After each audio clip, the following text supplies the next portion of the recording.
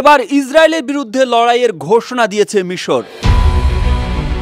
গাজায় ফিলিস্তিনিদের ওপর ক্রমবর্ধমান হামলা এবং ফিলিস্তিনের নাগরিকদের সরাসরি লক্ষ্যবস্তু করা সহ ইসরায়েলি নানা অপরাধের পরিপ্রেক্ষিতে লড়াইয়ের ঘোষণা দিয়েছে মিশর, আর এই লড়াইয়ে সমর্থন দিয়েছে তুরস্ক। মিশরের পররাষ্ট্র মন্ত্রণালয়ের বরাত দিয়ে খবর জানিয়েছে সংবাদ মাধ্যম মিডল ইস্ট আই ও আল আরাবিয়া। ইসরায়েলের বিরুদ্ধে আন্তর্জাতিক বিচার আদালতে দক্ষিণ আফ্রিকার করা গণহত্যার মামলার লড়াইয়ে কলম্বিয়া, লিবিয়া ও নিকারাগুয়াও ইতোমধ্যে আনুষ্ঠানিকভাবে সমর্থন দিয়েছে।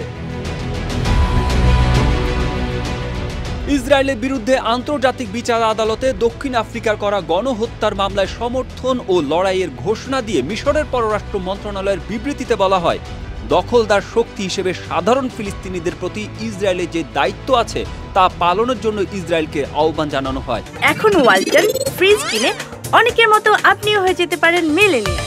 সেরা পণ্যের সেরা অফার, ওয়ালটন মিলেনিয়ার।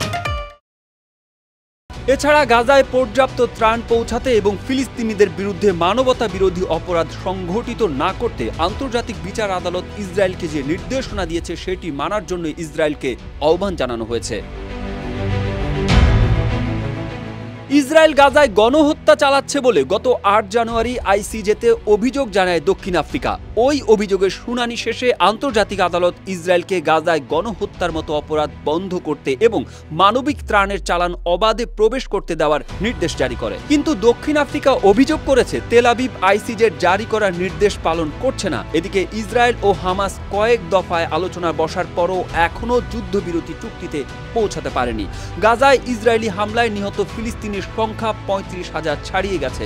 রোববার হামাস নিয়ন্ত্রিত গাজার স্বাস্থ্য মন্ত্রণালয় জানিয়েছে, গত ৭ মাসের যুদ্ধে গাজায় ৩৫,০৩৪ জনের মৃত্যু হয়েছে। এছাড়া আহত হয়েছে আরও ৭৮,৭৫৫ জন।